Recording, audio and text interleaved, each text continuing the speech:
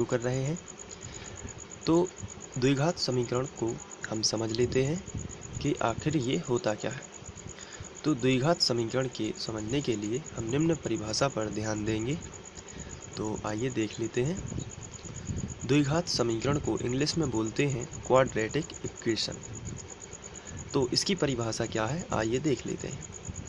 ऐसा समीकरण जो ax वर्ग प्लस bx प्लस c बराबर 0 के रूप में होता है, जहाँ a, b तथा c वास्तविक संख्याएं हैं और a बराबर नहीं है 0, तो इसे हम कहते हैं द्विघात समीकरण।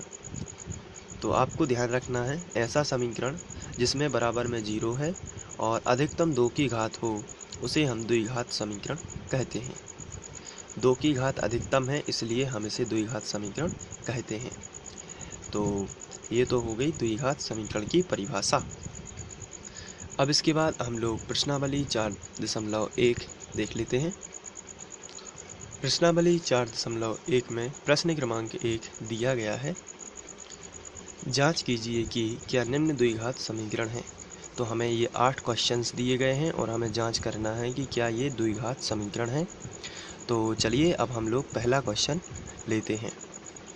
तो यहाँ पर पहला क्वेश्चन दिया गया है, x धन 1 का वर्ग बराबर 2 ब्रैकेट में x माइनस 3। तो आइए अब इसको हल करते हैं। तो पहला स्टेप ये होता है कि आप क्वेश्चन को ज्यों का त्यों ही लिख दीजिए।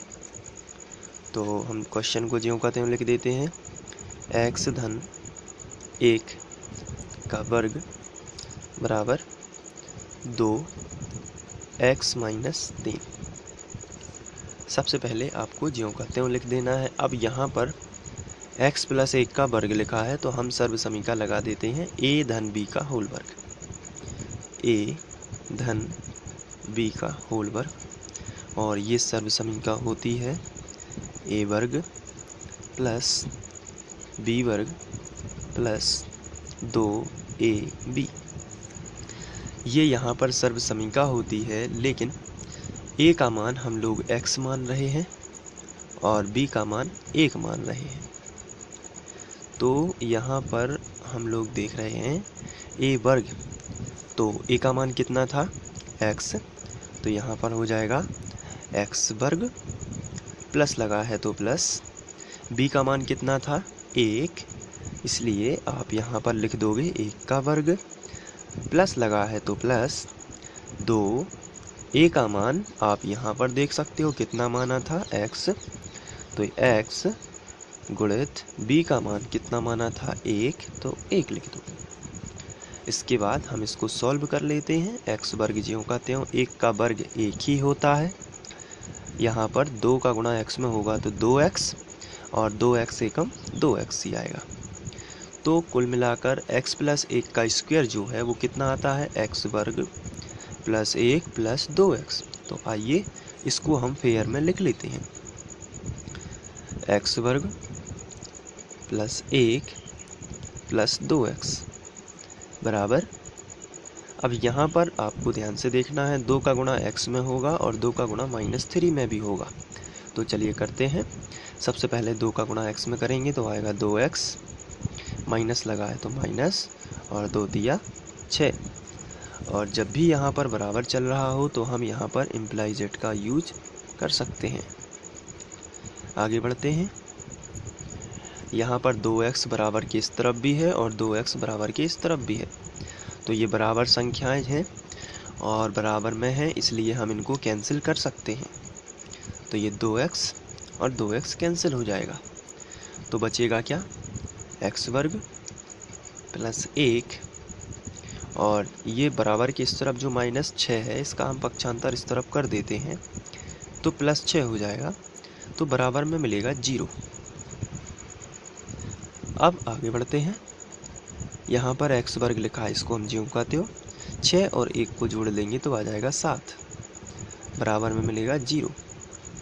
अब यहाँ पर आप देख रहे हैं कि यहाँ पर 2 की घात है, तो आप यहाँ पर लिखोगे, यहाँ x वर्ग प्लस 7 ax वर्ग प्लस bx प्लस सी बराबर 0 के रूप में है,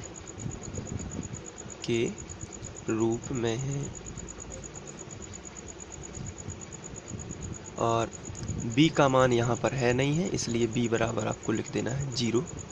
कहने का मतलब है ax वर्ग तो है, लेकिन a का मान कितना है 1, तो 1x वर्ग, और सीधा c का मान दिया गया है 7, और b का मान है ही नहीं, इसलिए b बराबर कितना है 0। लेकिन ये ax वर्ग प्लस bx प्लस c के रूप का है। तो इस तरीके से हम पहला क्वेश्चन सॉल्व कर सकते हैं, और आप इसको नोट भी कर सकते हैं। इसके बाद हम लोग दूसरा प्रश्न सॉल्व करेंगे।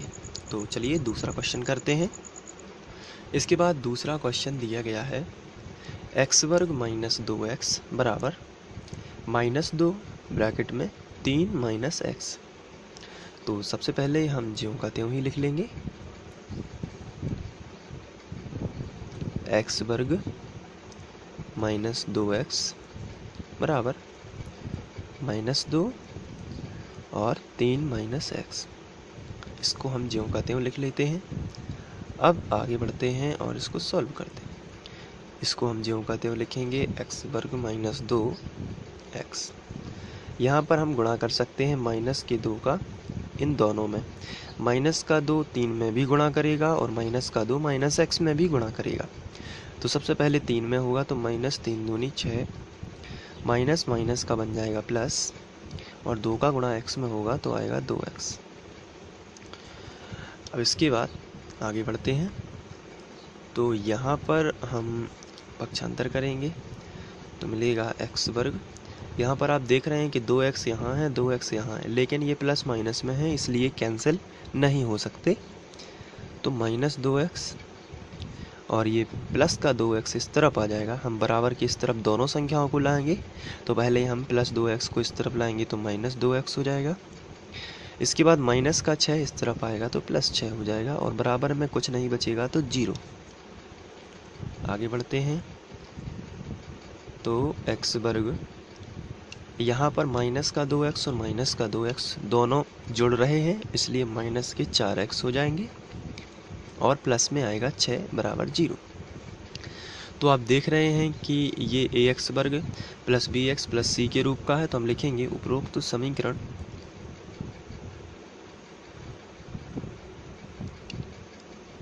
ax वर्ग